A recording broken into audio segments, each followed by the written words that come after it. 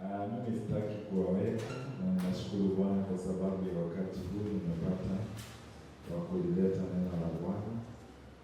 Na kwa sababu nilikuwa hapa asubuhi, I don't want to stay. Bwana asifiwe. Na pia najua watu wengi wako kwa muda ya holiday na sikukuu ya kupumzika. Na tulisema kwamba huu ni wakati wa kuchukua more time with your family. It is good to discuss on your new year goals, ili tukaweza kuwa kitu kimoja even in the family.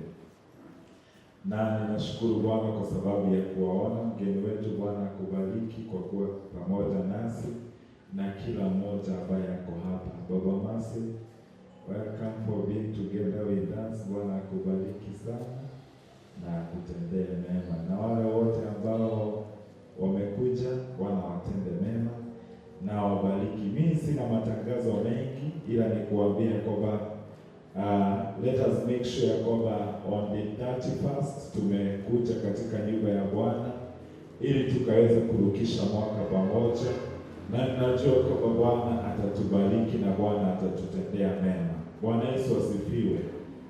Praise the Lord. And I want to I'll talk about the gates.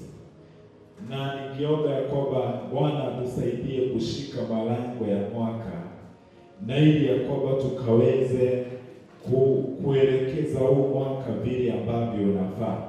I'll talk about gates because every season has got a gate.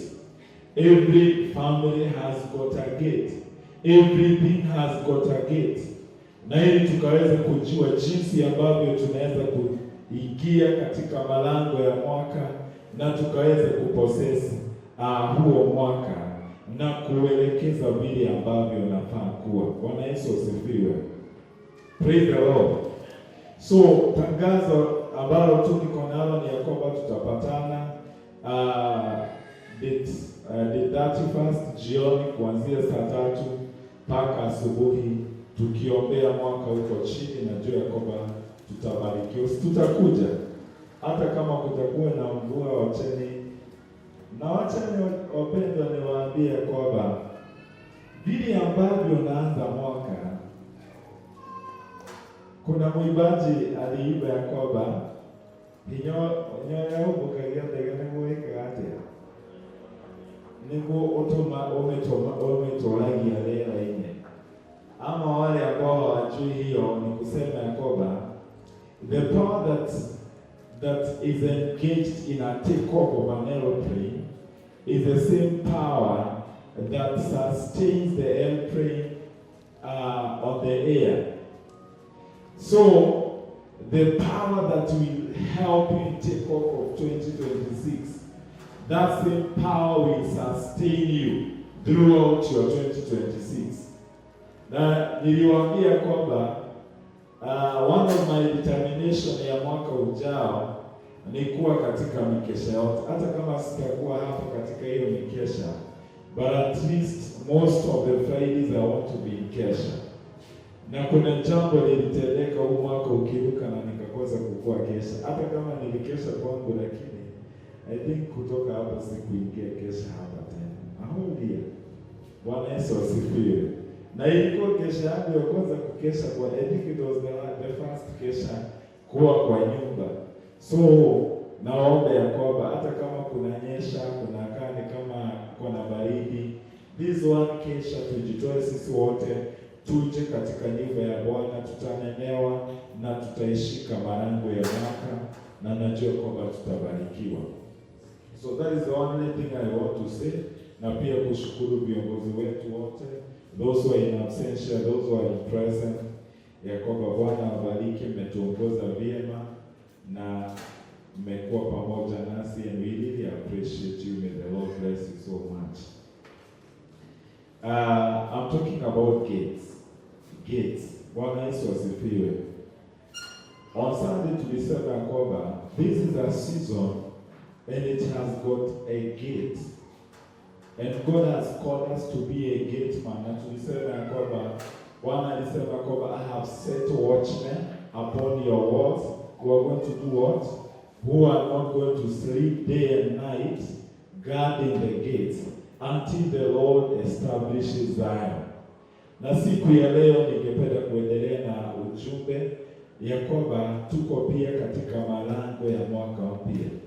And you need to be a watchman. Neno la Bwana linasema that God was watching for a man who is going to be a watchman, who is going to stand at the gates, who is going to determine who comes in, what comes out. Bwana Yesu asifiwe. And so ningependa ya kwamba tukaweza kuangalia neno la Bwana na vile ambavyo tunaweza kuweka malango. You see, when we understand about gates, from the Old Testament, hizo siku za kale, gates palikuwa mahali pa kufanya decision.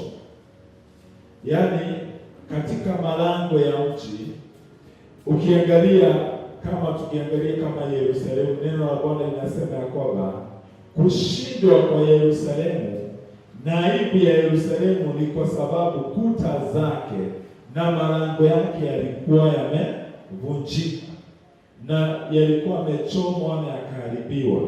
That is why we see Nehemia akiinuka ili kutengeneza ukuta wa Yerusalemu na kurejesha malango yake ili kuwe na security ya huo mji.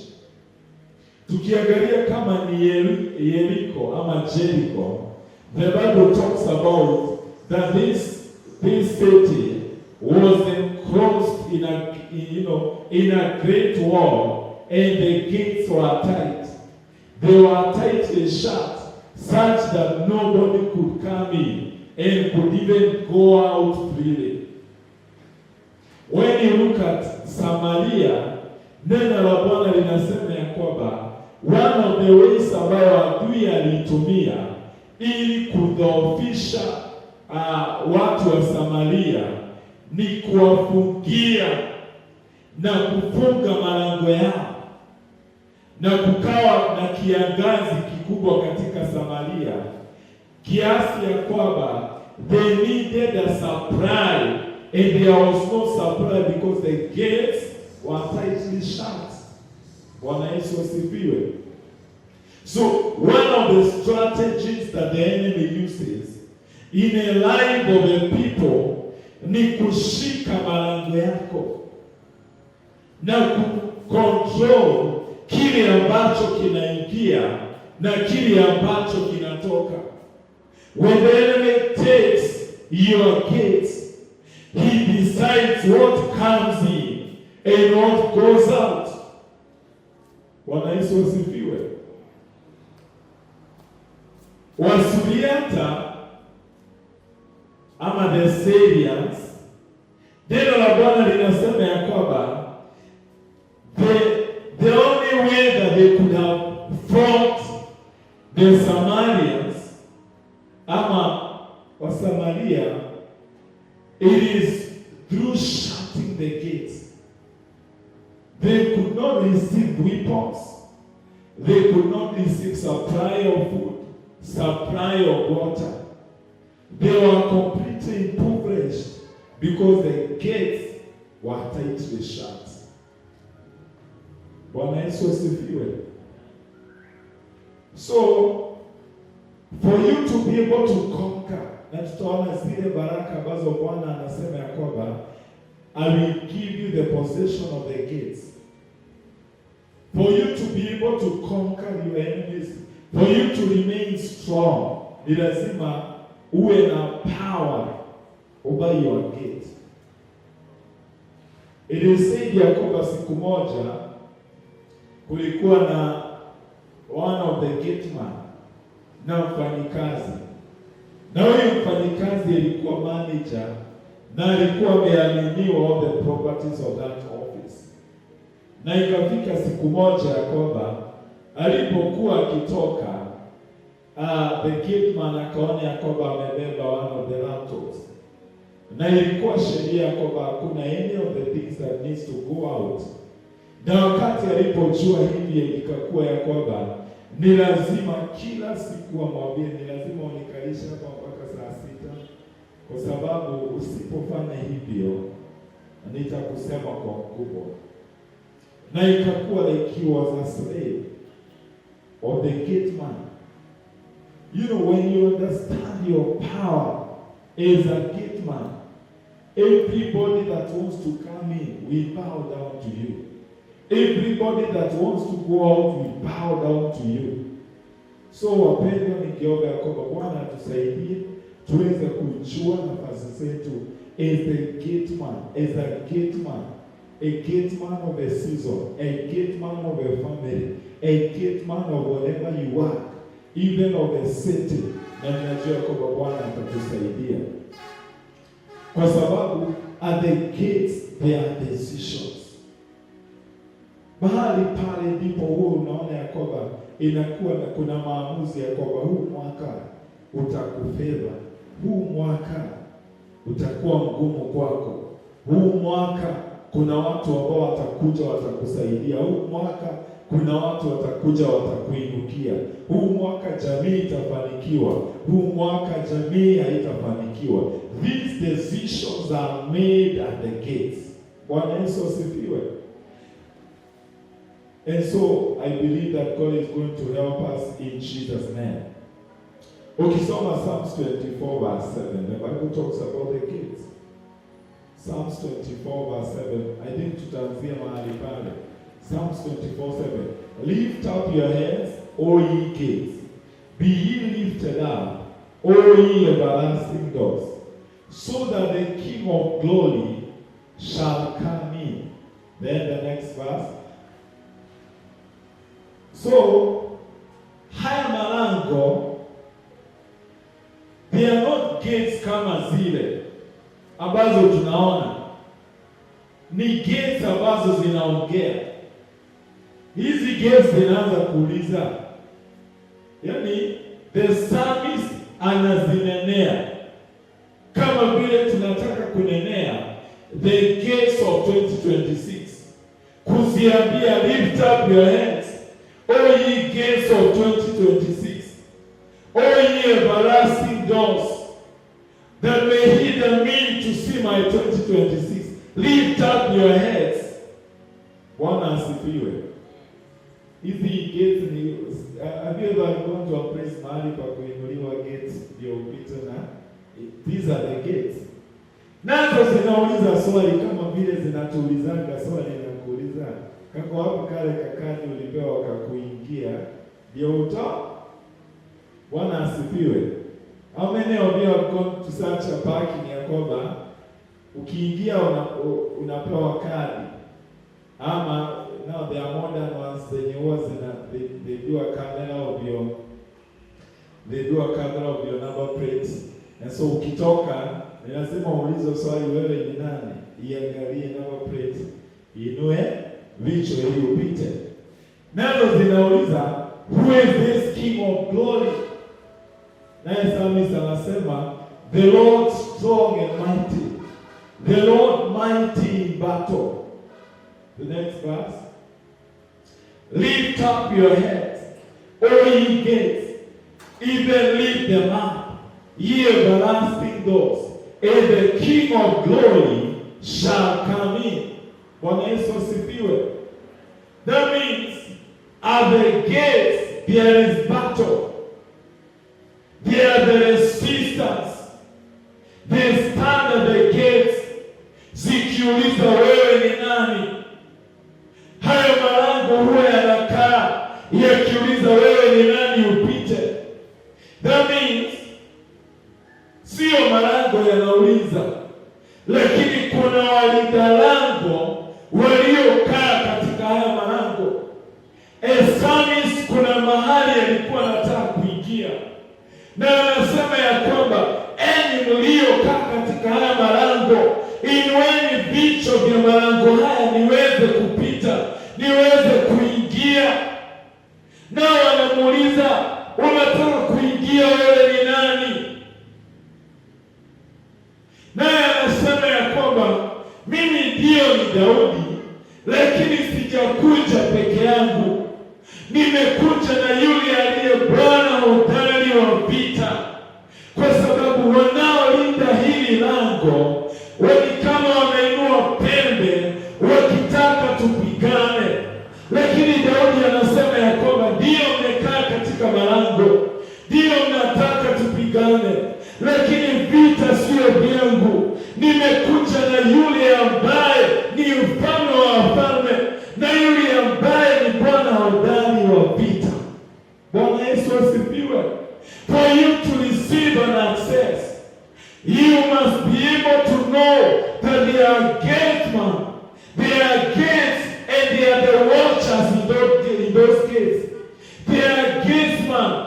those gates of the season, those gates of your life and your promotion, they are gatemen in those areas. And if you have not yet stood, you have not yet gained the dominion of those gates, then let me keep on telling you, you cannot pass. You cannot go. You cannot have an access. Bwana Yesu asifiwe. You must either have a dominion of that gate, or you have an identity that tells you that you must pass. Bwana Yesu asifiwe. There are two ways to cross over the other gates. Number one, to have an identity. Bwana Yesu asifiwe. You know, siku hizi ni kama I have to be, ni kama nimekuwa nikibeba my work badge kila siku, kwa sababu gitman wetu wa kazi ni lazima umuonyeshe hiyo gate. Nimejipata mpaka haitokagi kwa gari, na nikitoka kwa gari haitokagi kwa mfuko, kwa sababu nikiacha anaweza niambia wewe rudi nyumbani uchukue badge, ama ujue venye utafanya, lakini hapo wingi.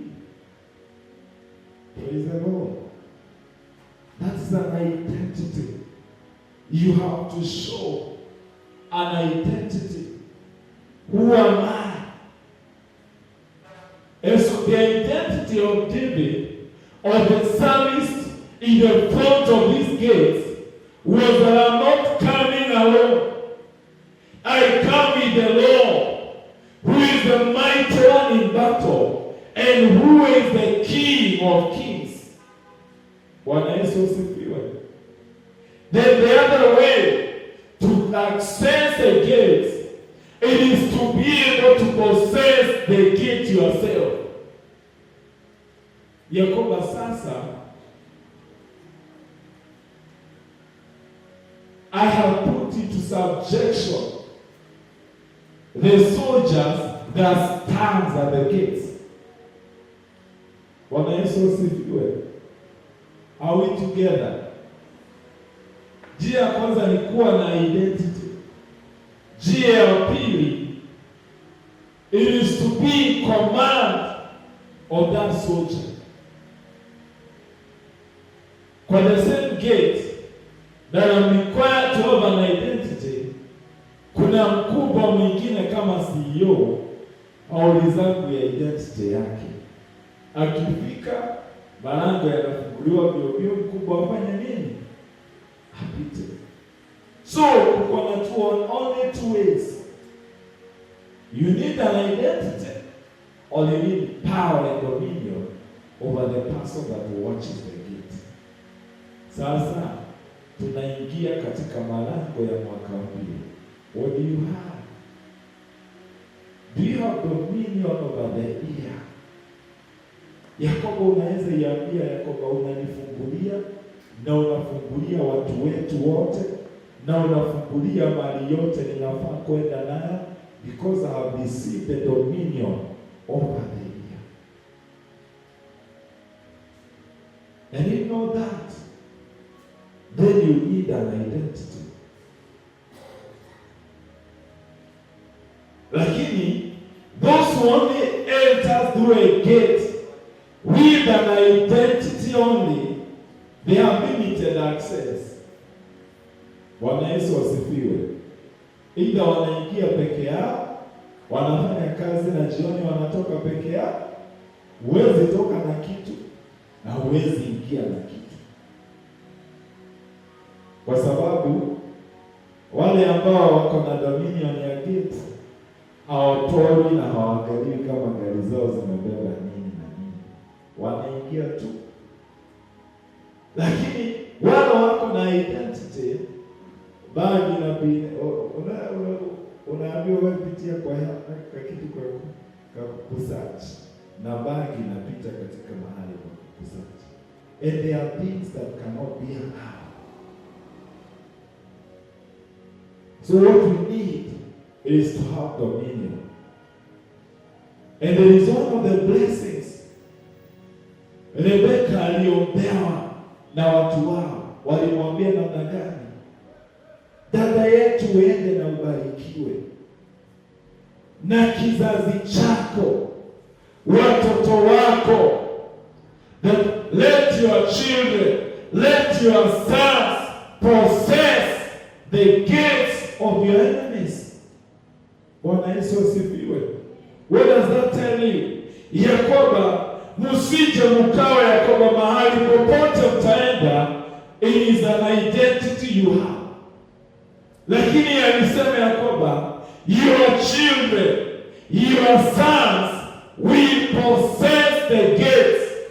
Wakitaka kupita wapite, wakitaka kupossess wapossess. Everyone who stands, including your enemies, when they stand at the gates, your children will possess those gates, and so they can allow coming in and coming out without any restriction. And I pray Yakoba huu mwaka, you will receive and you will possess your gates and the gates of your enemies in Jesus' name. Bwana Yesu asifiwe. Na ninaomba Yakoba, kama ile neno la Bwana linasema Yakoba, that blessed is the man aliyo, wanasema Yakoba, the children of your youth, they will be like a quiver. Blessed is the man that has got many of them in his quiver. They are like arrows. Blessed is the man who have got many of them in his quiver. Kwa nini? Because they will contend with the enemy at the gates. Bwana Yesu asifiwe.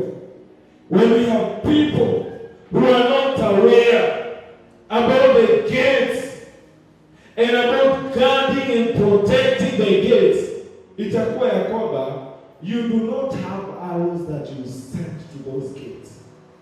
But I pray Yakoba, kanisa litaelewa Yakoba, for us to prosper, there must be gates. And there must be a people that have got dominion over those gates. And this is the season to capture the gates of the year. The gates of this year, ambazo zinauliza wewe ni nani upite ukiwa na afya? Wewe ni nani upite na watu wenu? Wewe ni nani unyakue the gates of this year? Wewe ni nani upokee the blessings that God has secured for you for this year? But you need to enter with dominion. Na useme Yakoba, siingii tu kama mwanadamu. Unajua kuna wanadamu wengi wataingia like any other year, lakini and they will enter because they have their identity that they are children of God, that they are creatures of God, that God gave them. Waishi miaka 30, miaka 50, miaka 80, miaka 100, lakini wataingia tu na hiyo identity ya kwamba bado Mungu alisema utakufa ukiwa miaka 90 na utafikisha hiyo miaka 90, so wewe ingia 2026, ingia 2027, lakini uingie tu peke yako, uingie tu ukiwa mtu wa kawaida. Lakini when you have dominion, unasema Yakoba, I'm not only entering because of an identity. Yakoba is that I'm supposed to live another year and another year and another year, but no, lakini ni kuingia ukisema Yakoba, siingii peke yangu, ninaingia na utajiri, ninaingia na mali na kile ambacho ninafaa kuwa nacho cha huo mwaka. And it's not only to live that year, but also to possess and to gain every of the blessings that have got my name on it in that year. And that is why the Lord says, Yakoba, for the anointing of the Lord is, for the Spirit of the Lord is upon me, for He has anointed me to declare the year of God's favor. That means you can live in a year, but it's not a year of God's favor. So you must decree, you must take dominion of the season of the year and declare, it is not only a year, but year of God's favor, God's patience. Bwana Yesu asifiwe. We are the gates of the season. I am asking and I'm requesting Yakoba, Bwana atatusaidia ili we the gates. We possess the gates.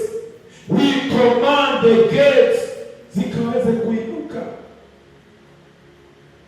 And may God help us in Jesus' name. Because they are evil gatekeepers.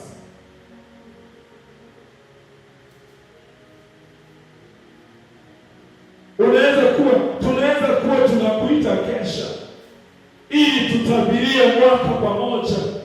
They are also evil gatekeepers who speak to the earth, who speak to the moon, who speak to the sun and to the year. Wengine wanasema huu mwaka kutakuwa na mwagikaji wa damu, huu mwaka kutakuwa na ajali, huu mwaka kutakuwa na vifo, kutakuwa na majanga. Don't you know there are people who benefit? When there are crises, there are people who benefit. When there is shedding of blood, when there is stability in the nation. Lakini tusipoelewa, they will keep on speaking. But we have to take dominion to say ya kwamba whatever they are speaking, they will not enter into our lives. Bwana Yesu asifiwe. Bwana atusaidie ya kwamba we will keep the gates shut. So there are two ways. Either the gates might be tightly shut. Ukisoma Joshua chapter 6, utaona vile ambavyo the gates of Jericho are tightly shut. Na walipaswa kupita, lakini haya malango yanasema hawa hawawezi wakapita, hawawezi wakaingia katika nchi yao, hawawezi wakafanyika, hawawezi wakapata kibali. The gates were tightly shut. There were people, there was a dominion, there were soldiers wakisema ya kwamba wale wako kwa nyuma wanaweza kusonga mbele ili waache kunyeshewa. Na inawezekana kuna malango ambao wamefunga kabisa yakisema ya kwamba wewe huwezi ukapita. Na inawezekana sio tu wewe. God is desiring a gatekeeper of the family. Kwa sababu inawezekana mengi kuna malango yanasema ya kwamba mzazi wa huyu hawezi akapita huu mwaka. And God is saying, I'm looking for a gatekeeper atakaye fungulia even though they are tightly shut. Atakaye fungulia ndugu yake, dada yake aseme they must enter the year. They must enter with good health. They must enter with peace. The gates can be tightly shut. Malango ya mwaka, lazima huu mwaka marafiki wamwache, lazima huu mwaka afya imwache. Tightly shut. But whenever you have dominion, even though they are tightly shut, unaweza kupata a strategy kama ile ya Joshua na upate kwamba unapenda. May God give you the grace to enter that year, even though it might be tightly shut. Katika jina la Yesu Kristo. Bwana Yesu asifiwe. No big gate that is preventing your access ikaweza kufunguliwa. And you need to stand. Nijiomba ya kwamba hatakuwa na mtu atakaamua those 3 days before Wednesday, I will take time to pray, I will take time to fast, I will take time to declare to the gates of the year ya kwamba lazima zifunguliwe. Kutangaza ewe 2026. Open my gift. Open now for my knowledge. Open now for my promotion. Ili useme ya kwamba 2026 was my year. Open now for the blessings of God. May you enjoy a special birthday this year. For the knowledge that 2026 si tu kuingia tu, lakini ninaingia nikiwa na dominion ya kwamba huu mwaka wacha kuwe na jambo tofauti ambalo litakayotokea. Elia Obineza, kwa sababu ulisimama as a gatekeeper. Bwana Yesu asifiwe. When you read the word of God in Isaiah chapter 60, the Lord was arise and shine, for the glory of the Lord has risen upon me. Ukiendelea kusoma, I think it's verse 11 or 10, neno la Bwana linasema ya kwamba, for your gates will not be shut day and night. Utakie hiyo neno. Isaiah chapter 60, around verse 11 to 12.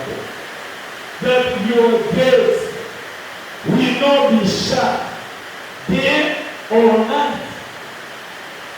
Kwa sababu gani? Sasa haya malango sio wewe yanazuilia, lakini yanazuilia baraka zako. 11, verse 11. Wherefore my boys shall serve thy camp for more, not 16, 60. Isaiah 60, 60.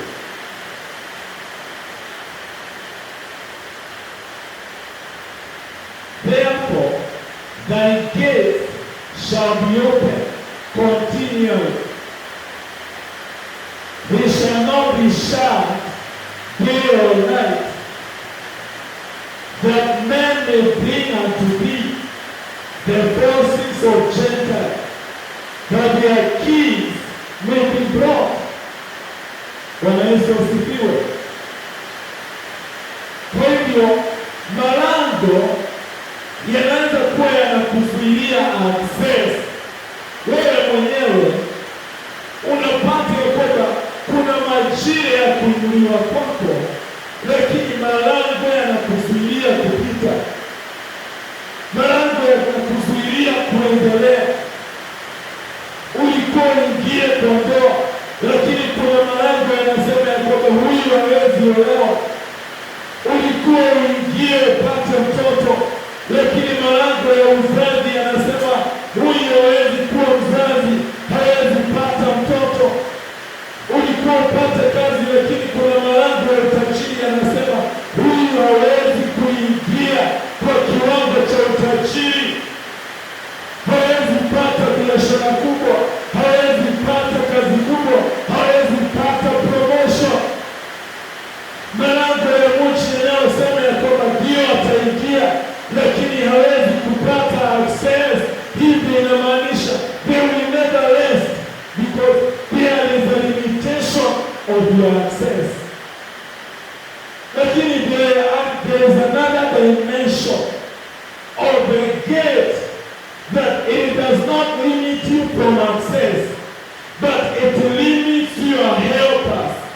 It limits your people from accessing you. Bwana Yesu asifiwe. Na hii baraka inasema ya kwamba usiku na mchana hayo malango yanafaa yawe wazi. Bwana Yesu asifiwe.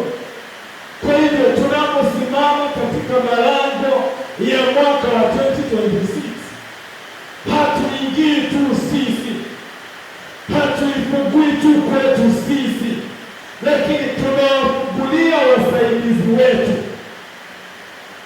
tunafungulia watu ambao wanafaa walete nguvu, walete msaada, walete kuinuka, wapungukiwa.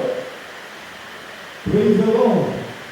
You can get into a year with pause, with dominion of the gifts of the year for you to access it. Lakini Januari mpaka Disemba upate ya kwamba ndiye unaweza kuishi. Umeishi ukiwa mzima, umeishi ukiwa sawa, lakini kuna msaada ulikuwa upate, lakini huo msaada ulipungukiwa. Bwana Yesu asifiwe. Kuna watu walikuwa kusaidia, mtu akuelekeze mahali unaweza nunua na uchenge, mtu akuelekeze kwa biashara ungeanzia na ikufanikishe, mtu akuelekeze mahali kipawa chako kinaweza kutumika na kipanuke, mtu akuelekeze mahali unaweza kupata kazi nzuri kuliko ile uko nayo, mtu akuelekeze vile unaweza toka uende nchi ya taifa na ufanikiwe.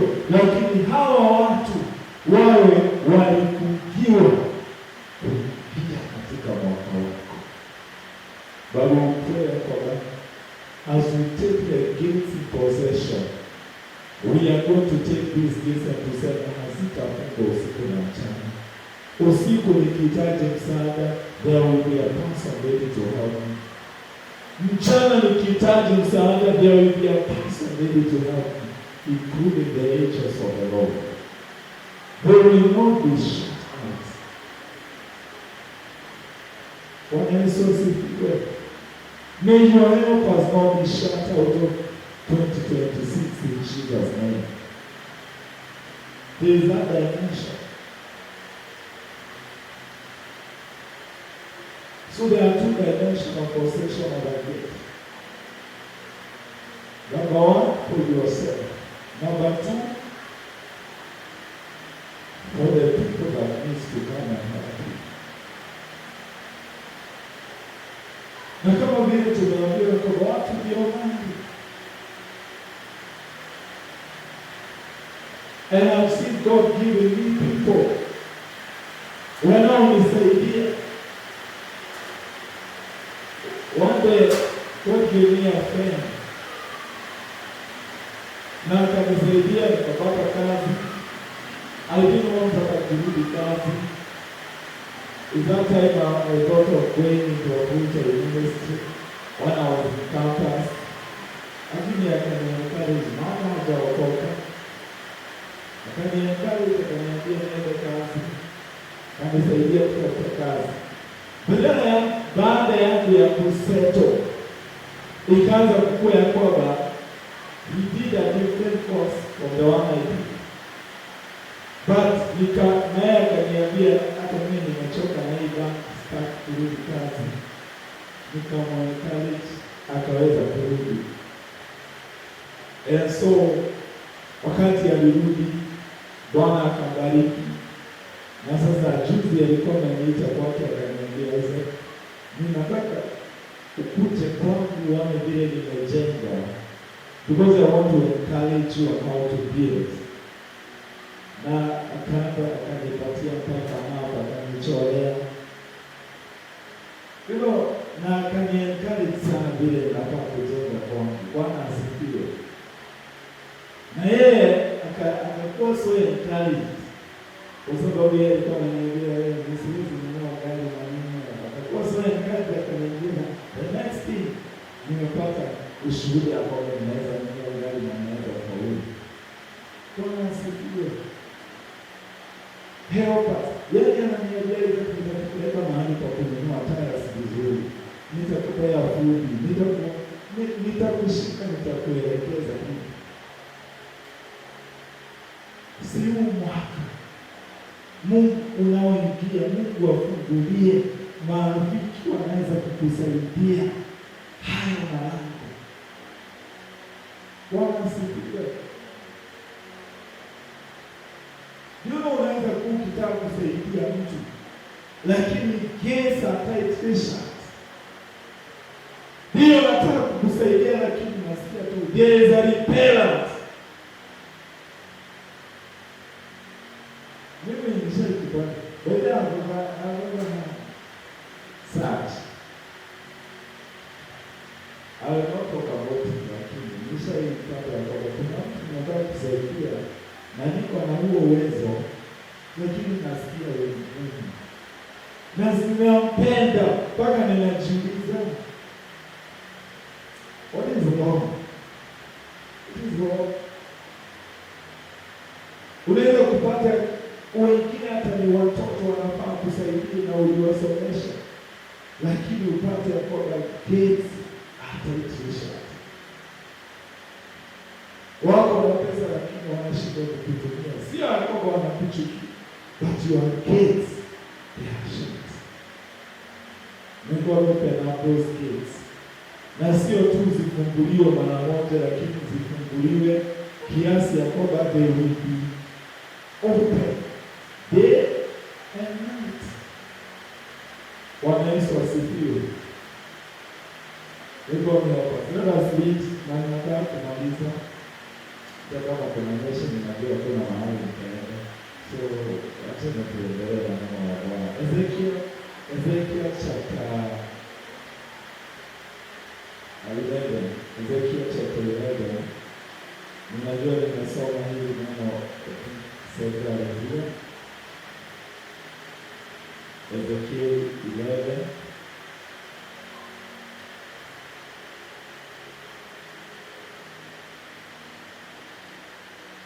Verse 1.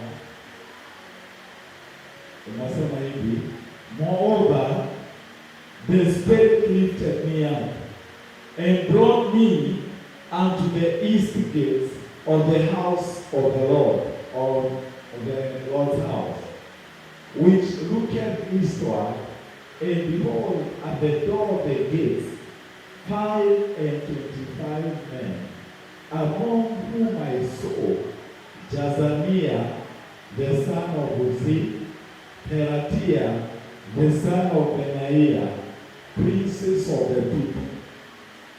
Next verse. Then said he unto me, Son of man, these are the men that devise mischief and give wicked counsel in this city. Next verse. They say, it's not near. It is not near. Let us build houses. This city is a caldron,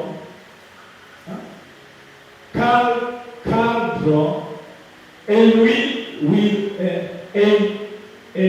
be the flesh. The next verse. Therefore prophesy against them. Prophesy, son of man. This is Ezekiel. Na Bwana anampatia ufunuo wa malango ya nchi. Neno la Bwana linasema ya kwamba akaona katika ndoto ama katika maono, akaonyeshwa mji na akaona malango na pia akaona mlango, na katika mlango ama hiyo njia kuingia katika mji akaonyeshwa wazee 25, lakini aliweza kugundua watu wawili, na anasema ya kwamba they are the princes, they are the rulers that rule over a city, but they do not rule from the capital center of the city, but they rule from the gates, katika malango. Na hivi ndivyo walikuwa wanasema, that they give a wicked counsel to the people of the city. How do they do? They do this by speaking. Na hivi ndivyo alikuwa akinena. And this was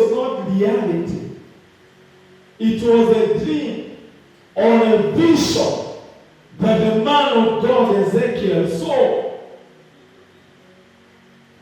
Bwana Yesu asifiwe.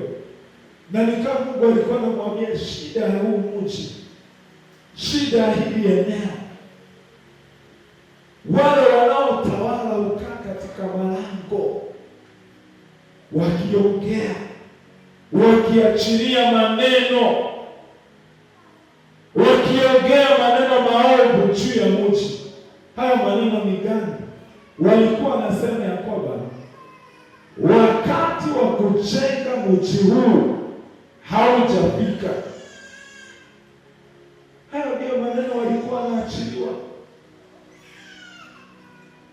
Yaani wakaaji wa huo mji, unajipata kwamba umechora nyumba, umeamua huu mwaka nitajenga, but there is a prince of the city, and the Bible says we do not wrestle against flesh and blood, but against principalities, rulers of darkness.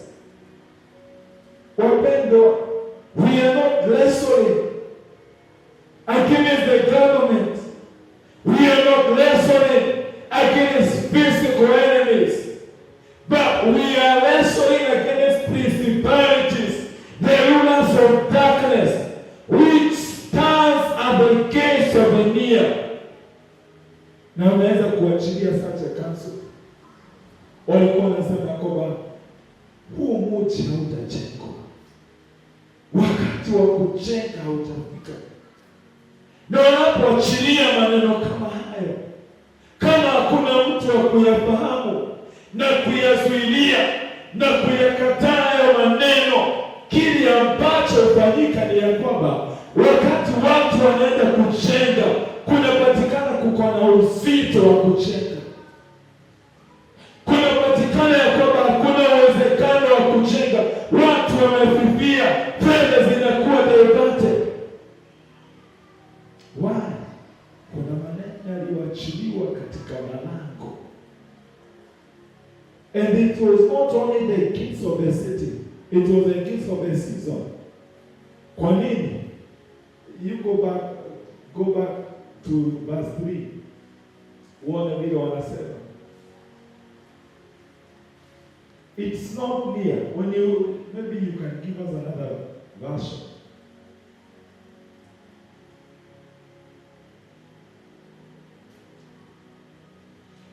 Another version. Let me just check. Yeah. The time. When I saw Sipiwe, they say the time is not near to build the houses. Even though they are standing at the gates of the city, they are also standing at the gates of the season and the gates of the time. Na wanasema namna gani? Hata kama is a season and is a time to build, but we start to oppose that it is not a season to build. It is not a season. Tunaweza sema, why do we celebrate a new year? Why is it that we come here to tunawaambia kwamba huu mwaka ni mwaka wa kings and priests. Huu mwaka ni mwaka wa maturity. Huu mwaka ni mwaka wa possession. It is because it's a season. Bwana Yesu asifiwe. And the wicked men, the principalities and the rulers of darkness, they may sit also at the gates of the season. Wakitabiri na kusema ya kwamba ndiyo mmeambia kwamba this is a near and it's a season that God is doing this and this. Nao wanasema kwamba sio siku ya sio mwaka wa kujenga. So wakati unatafuta kujenga jamii, kuna maneno yaliyonenwa katika malango ya mwaka yanasema ya kwamba huo sio mwaka wako wa kujenga jamii, sio mwaka wako wa kujenga nyumba, sio mwaka wako wa kujenga wokovu wako na uhusiano na Bwana. So unapoenda kujenga unapata ya kwamba there is a great opposition. Why? Kwa sababu the gate men, the principalities that stands at the gates to rule in a season wamesema otherwise. But you have come to silence them in the name of Jesus. And that is why we have to stand at the gates of the season. Tutangaze ya kwamba maneno yote yametangaziwa mwaka ujao hayana nguvu juu yetu na hayatatimia isipokuwa yale tunayoyakubalia. Bwana asifiwe. Kisha wanasema namna gani? This city is a port and we are it. Bwana Yesu asifiwe.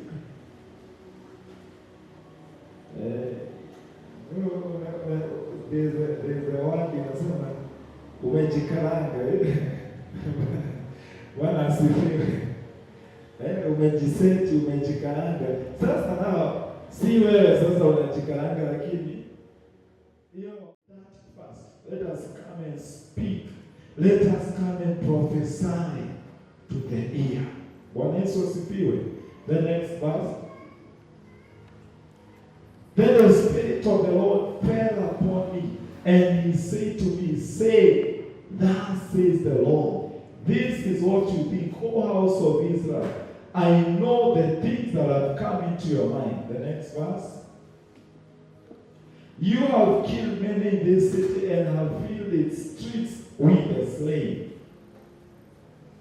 Therefore says the Lord, the slain whom you have placed with thee, it are the meat, and this city is the pot, but you shall be taken out of it.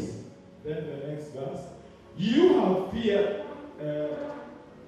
Can we go to verse 9? I will take you out of it and give you over to the hands of the foreigners and execute judgment upon you. The next one. Verse 12.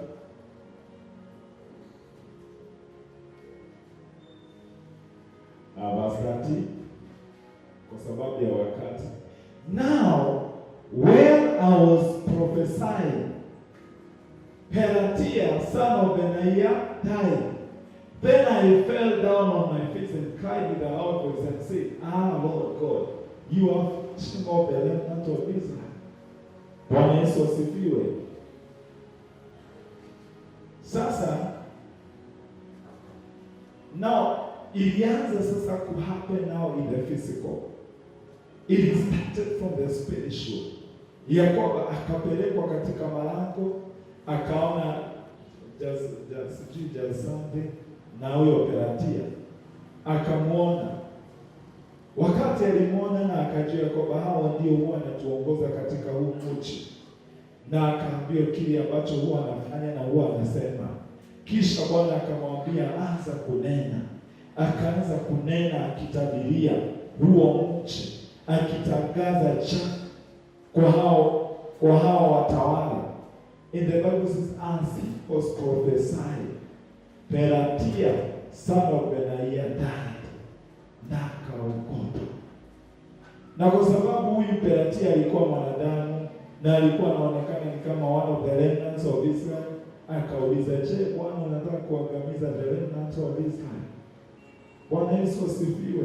There is power when we understand that they are gate men, and when we take dominion to speak to the gates and to understand the transactions that happens at the gates. And there is power when we come together and we start to speak to an ear. Because we are speaking to a season. Because they are sons of wickedness, which are speaking evil of a season. Which are speaking things that are contrary to you. But I pray that you will be found speaking good things, prophesying for your life, canceling every negative word spoken against you in 2026, and declaring positive words, declaring the words of God. So it's going to be a night of prayer, and it's sio lazima ungoje ufike hiyo siku. You can start praying. You can start speaking. You can start declaring. Job anasema ya kwamba who amongst you who commanded their morning.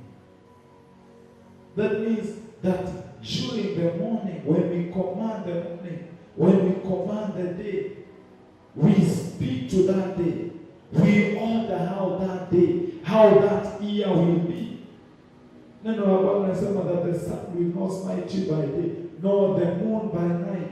This is a person who is standing at the gate na kutangaza, yani anatangazia mwezi na kusema ya kwamba there is a possibility of being smitten by the sun and being scorched. But I'm speaking to it. You will not smite me this year. At night the moon will not smite me. Bwana Yesu asifiwe. That is what we are declaring. That we are standing as gatekeepers of the year for us and our families, declaring access towards us and access for those who are coming in to bring our blessings, to bring our inheritance. Bwana asifiwe. Kuna mali mingi lakini kuna watu,